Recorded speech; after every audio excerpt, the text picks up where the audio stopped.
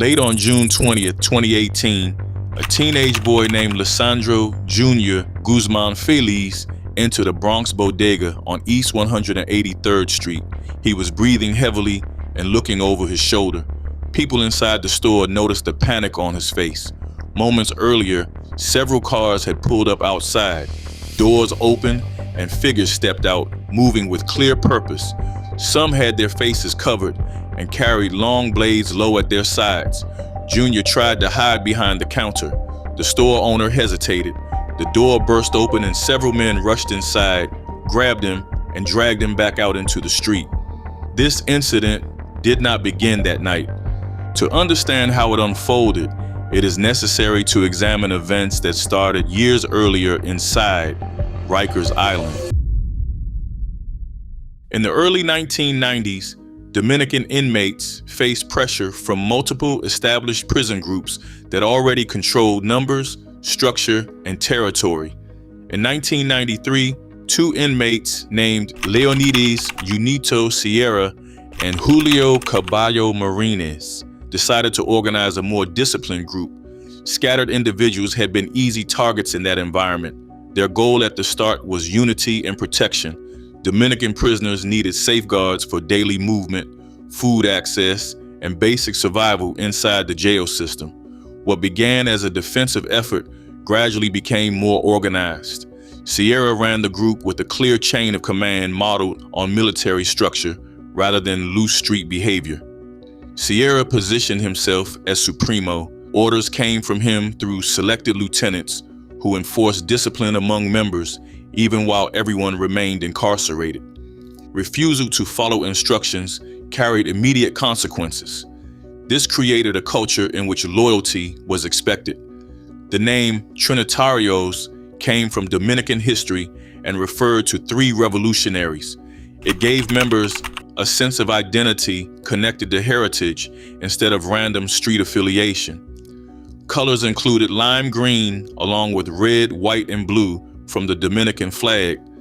The slogan, Dios, Patria y Libertad, provided a symbolic foundation that extended beyond simple prison survival. As members completed their sentences and were released, the same structure moved outside the prison walls. The organization did not reset upon release. It expanded into neighborhoods that already dealt with gang tension. Sierra maintained influence from behind bars. He passed instructions through trusted members who acted as a central committee controlling activity across boroughs. This continuity allowed the group to grow rapidly. Leadership never disappeared. It operated through different channels that remained connected to the original framework. While the initial goal centered on protection, the methods used to enforce discipline revealed a different pattern. Violence became a tool that kept the system intact.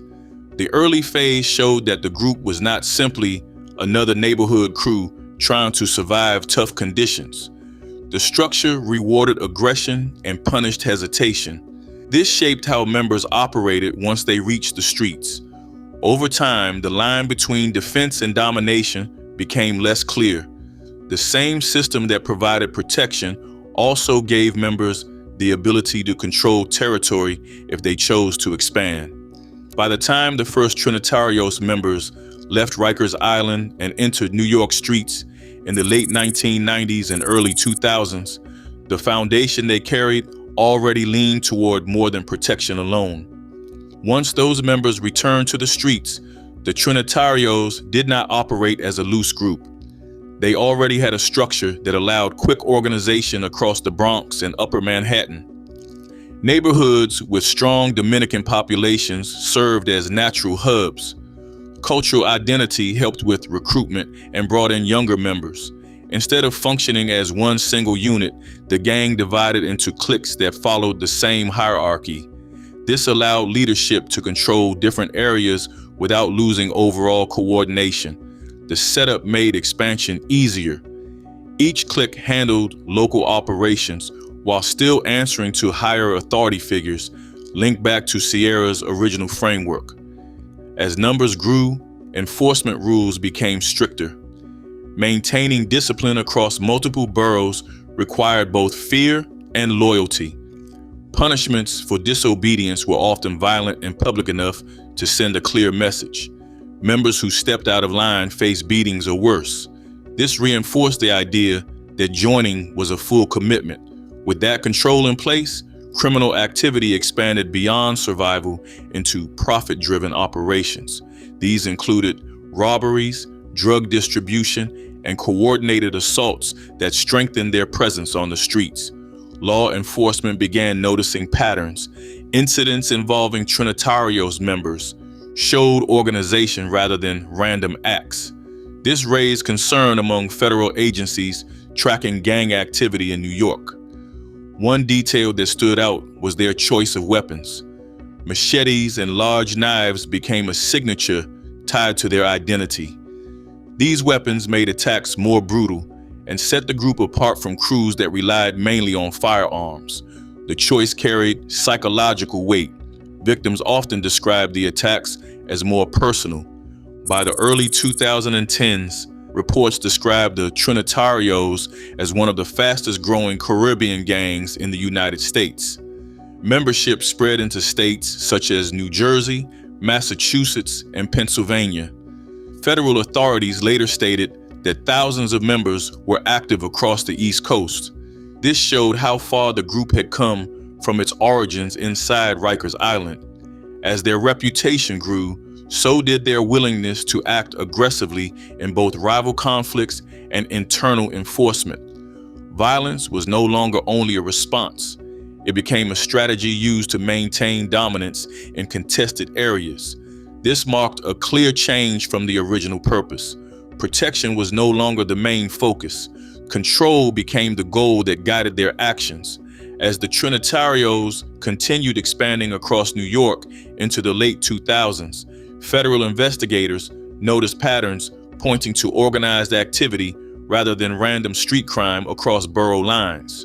Between 2009 and 2011, the U.S. Attorney's Office in Manhattan built racketeering cases under the RICO statute. These cases targeted a coordinated network tied directly to Bronx Trinitarios leadership. More than 50 members faced charges involving narcotics distribution, firearms possession, and violent assaults linked to gang activity across the tri-state area. By the time convictions accumulated, over 140 individuals connected to the organization received lengthy prison sentences. Law enforcement expected this would weaken the structure permanently. That expectation did not fully materialize. Leonidas Junito Sierra remained active from behind bars. He continued to influence decisions through a chain of trusted members who relayed instructions back to the streets. Even after receiving an additional federal sentence in 2014 tied to racketeering, Sierra still carried weight inside the system he had built. Leadership never completely disappeared. This continuity allowed the Trinitarios to adjust quickly. Removing older figures created openings that younger members stepped into. Instead of slowing down, new faces took on roles that came with pressure to prove themselves. This often pushed them toward more aggressive behavior in order to earn respect. While arrests removed key figures, the environment on the streets did not calm as authorities had expected. Activity continued across the Bronx and Upper Manhattan with similar patterns of violence and organized movement. The gang adapted by decentralizing certain operations. This made it harder for law enforcement to track decisions back to a single leader. Multiple cliques operated with partial independence. That shift created a situation where control became less centralized. It brought its own problems because different crews started interpreting orders in their own ways. As a result, leadership changes did not bring stability. Instead, they introduced tension that slowly built beneath the surface while the gang kept moving. As that internal pressure grew, the Trinitarios began splitting into factions that no longer moved with the same unified direction. Divisions formed around territory, leadership style, and personal loyalty. One group known as Los Sures had roots in Brooklyn's Sunset Park community. Another faction called Sunset formed around Bronx members who broke away during disputes over control. Those names sounded similar, yet represented opposing sides within the same identity. This made the conflict more complicated because both claimed legitimacy under the Trinitarios banner. Tension increased when leaders attempted to expand influence into areas already controlled by other cliques. Friction quickly moved beyond conversation into confrontation. By the mid-2010s, disagreements over authority turned into open hostility. Neither side wanted to step back from territory that brought both reputation and financial opportunity through street-level operations. Members who once operated under the same rules now viewed each other with suspicion. Loyalty lines blurred because alliances shifted depending on who held power at a given moment. Smaller incidents, including personal disputes or social media arguments, began triggering larger responses. Each side interpreted actions as disrespect that needed to be addressed publicly. This environment made retaliation more frequent. Every move risked being answered with something heavier, which kept the cycle moving. Violence inside the organization became as intense as conflicts with outside rivals. Attacks between factions followed the same patterns used against other gangs, including coordinated group actions and targeted assaults. This shift showed how far things had moved from the original structure. Unity no longer defined the Trinitarios. Internal competition started shaping behavior instead. Younger members coming into that environment had to navigate shifting alliances. Survival depended on reading situations quickly while staying aligned with whoever held influence locally. Over time, that instability created a setting where identity alone did not guarantee safety. Being part of the same gang no longer protected individuals from becoming targets. As those divisions deepened, the streets became harder to predict. Violence could come from expected rivals or from within the same organization without much warning. What started as disagreements over control evolved into a situation where anyone moving through the wrong area at the wrong moment could be seen as an enemy, even if they shared the same colors or background.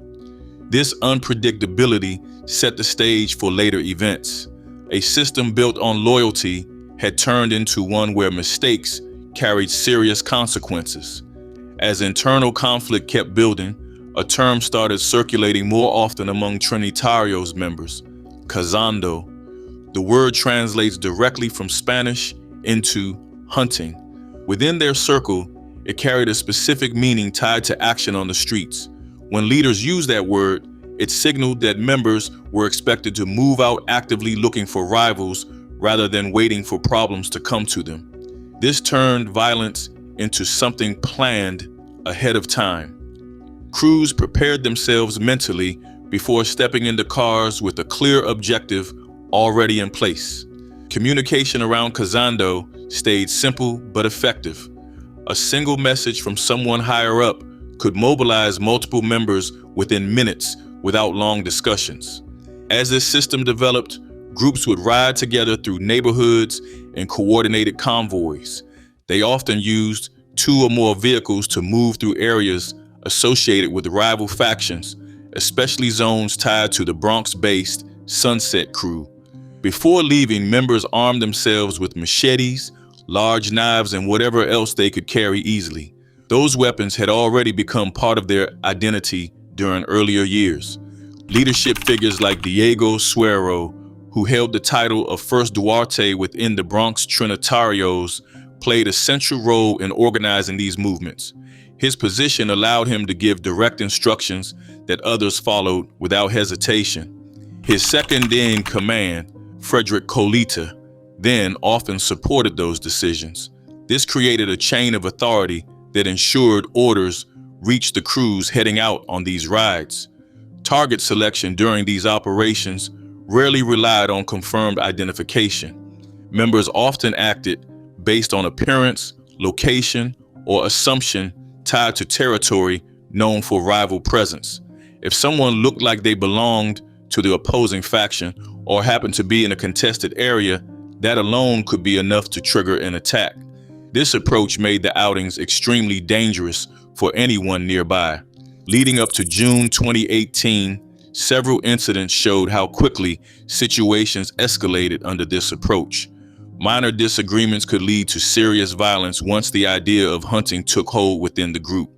One example involved a dispute between teenagers connected through social media. An argument over a girl led to a targeted stabbing of a 14-year-old boy on June 18, 2018, near the Bronx River Parkway. That earlier attack, although not fatal, revealed how the mindset had shifted. Something that could have ended as a simple argument instead turned into a coordinated assault meant to send a message across factions. Members interpreted these situations as opportunities to assert dominance rather than resolve issues. This reinforced the idea that action had to be immediate and visible. Over time, this created a culture where violence was no longer reactive. Instead, it became proactive. Crews actively searched for chances to strike before being challenged themselves. By the time June 20th arrived, the structure, leadership, and mindset behind Kazando had already set the stage for the events that followed. On the evening of June 20th, 2018, the system moved into motion again.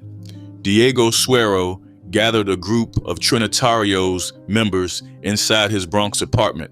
The conversation quickly turned toward ongoing conflict with the Sunset faction. During that meeting, according to later testimony from cooperating witnesses, Suero made it clear that members needed to take action that night. He told them to handle any rivals they came across while moving through the neighborhood. That message aligned directly with the Kazando approach already used in previous days. Everyone understood what was expected before leaving the apartment. Once the meeting ended, multiple vehicles formed up outside. Members split into groups that would move together through areas associated with their rivals. As those cars began driving through Belmont and surrounding blocks, the atmosphere inside each vehicle stayed focused. Everyone involved knew the purpose of the ride without needing further explanation.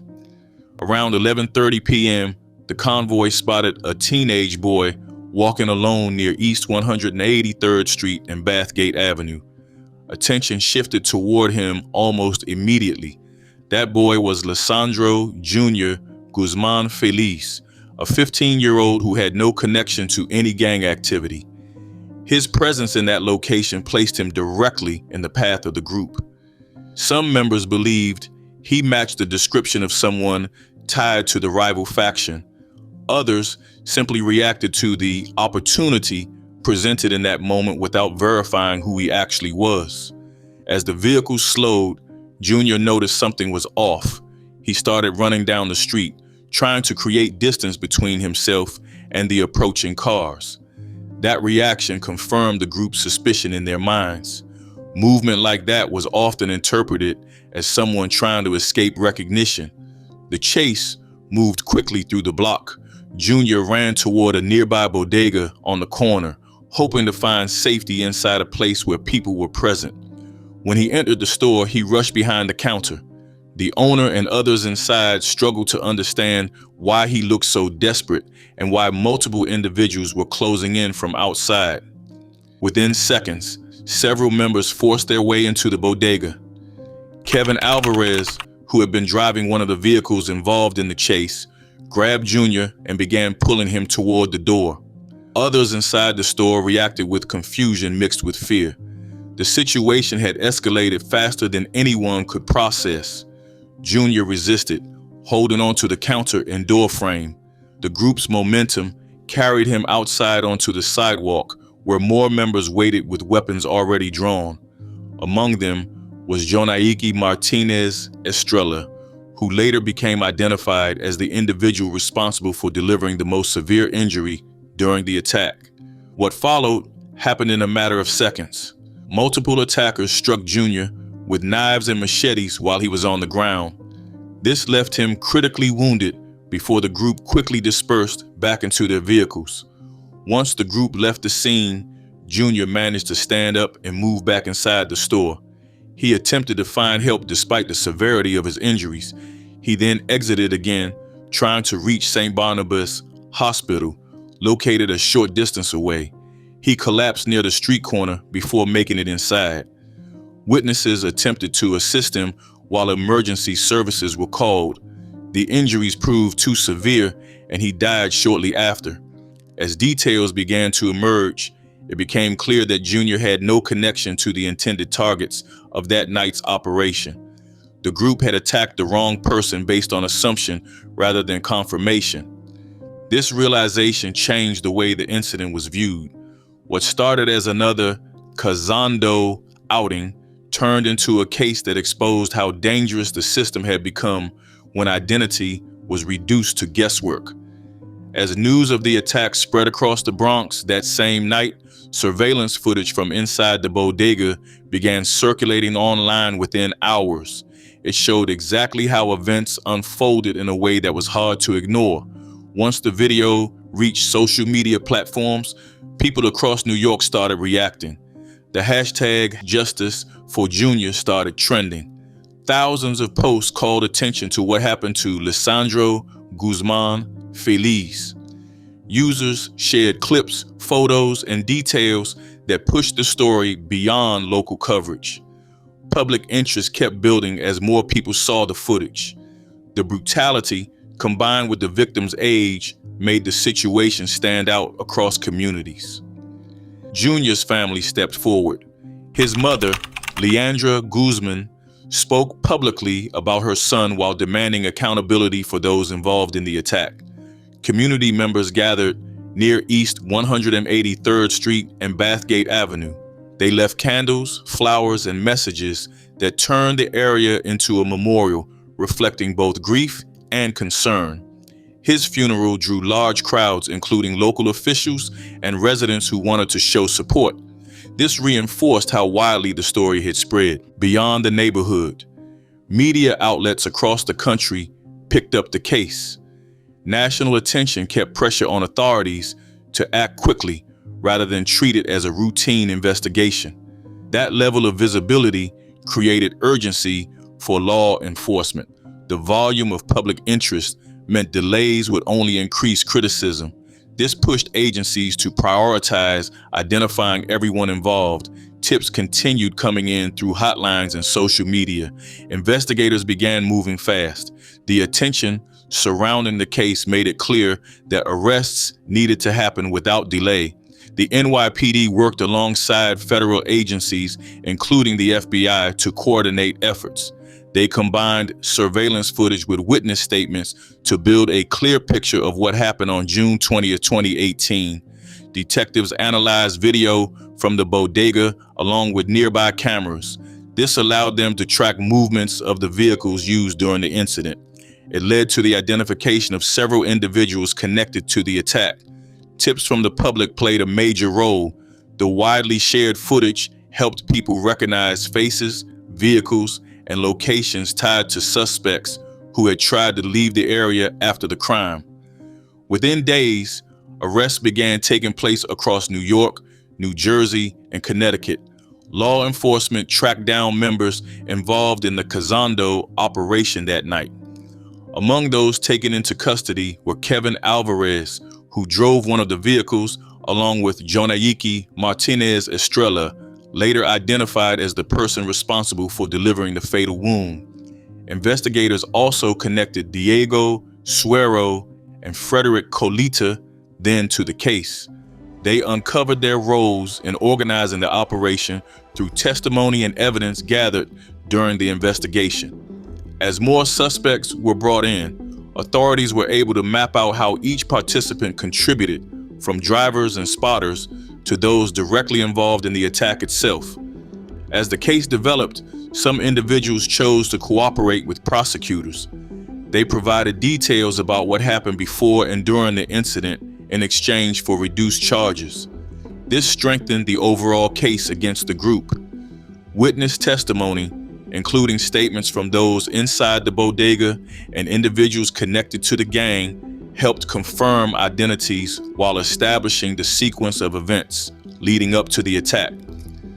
Inside the Trinitarios, that cooperation created tension.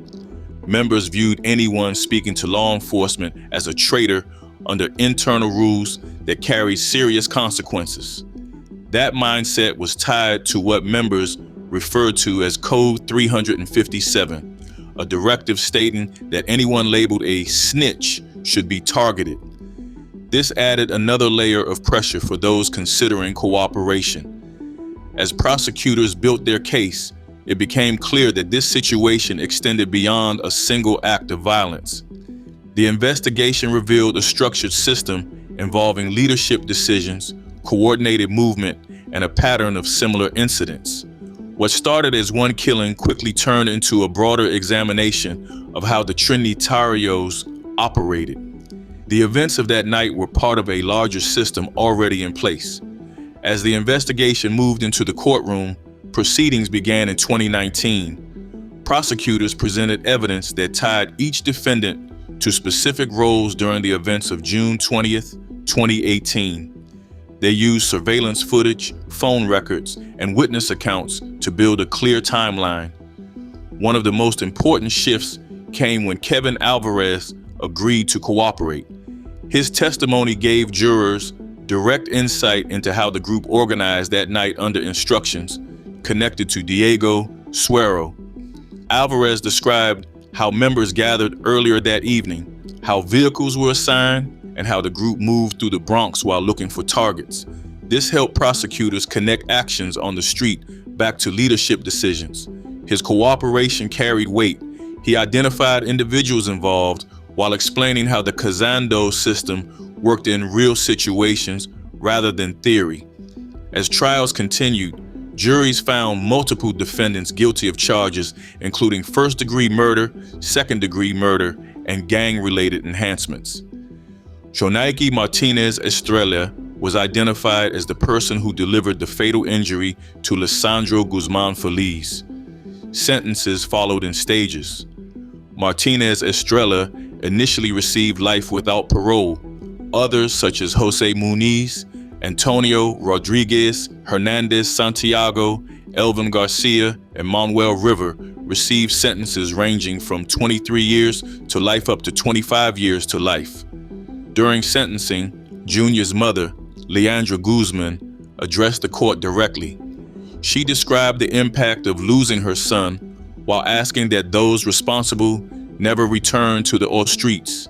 This added emotional weight to decisions already grounded in evidence. In later proceedings, Diego Suero, along with Frederick Colita, then faced trial for their roles in organizing the attack. Both were convicted of second-degree murder plus conspiracy charges in 2022. They received sentences of 25 years to life. By early 2023, prosecutors confirmed that all individuals charged in connection with the case had been convicted or resolved through plea agreements. This closed out the legal process that followed Junior's death. Inside prison, dynamics shifted for those convicted.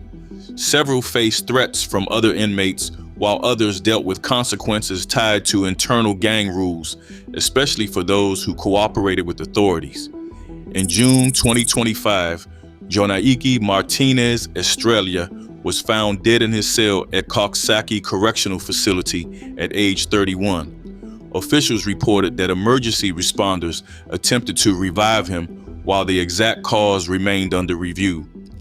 Reports suggested a possible overdose. That development added another layer to a case that had already drawn national attention. One of the central figures would not serve out his full sentence. While the legal chapter reached a conclusion, questions remain about how a system like this continued operating long before that night and what conditions allowed it to grow. While the case surrounding Junior's death exposed one part of the Trinitarios, investigations across the 2020s revealed that the organization had expanded into a broader network involving drug trafficking, financial crimes, and multi-state operations that extended beyond New York City. Federal cases showed members moving fentanyl between states like Massachusetts and New York. Individuals such as Wilvin Rosario Martinez were linked to distributing thousands of counterfeit pills alongside illegal firearms.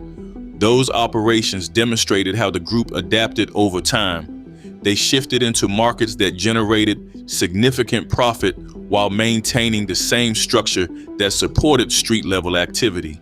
At the same time, authorities uncovered involvement in fraud schemes. This included a 2023 operation in Spain where dozens of Trinitarios members were arrested for stealing hundreds of thousands of euros through online banking scams using stolen data. That case showed how the organization operated internationally. They used technology alongside traditional street methods to fund activities ranging from legal defense to weapons purchases.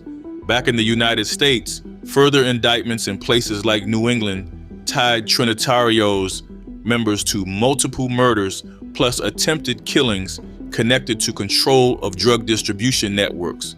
This reinforced that their reach extended far beyond a single borough. Even with major arrests and convictions, smaller groups connected to the Trinitarios remained active in parts of the Bronx and Upper Manhattan into the mid-2020s. Increased law enforcement attention limited their ability to operate openly. Community organizations, along with local leaders, worked to prevent younger individuals from joining by offering alternatives. They also supported families affected by violence tied to gang activity. Junior's mother became an advocate for change. She pushed for measures like emergency alert systems in bodegas to improve safety in situations similar to what happened in 2018. Looking back, the trajectory of the Trinitarios shows how a group formed for protection inside Rikers Island developed into a network capable of organized violence across multiple states. It was driven by structure, identity, and evolving criminal strategies. What happened on June 20th, 2018 did not come from a single decision. It reflected years of growth shaped by leadership choices, internal conflict, and a system that rewarded aggression over restraint. Even after key figures were removed, the underlying conditions that allowed that system to exist did not disappear entirely. The impact continues beyond the individuals directly involved.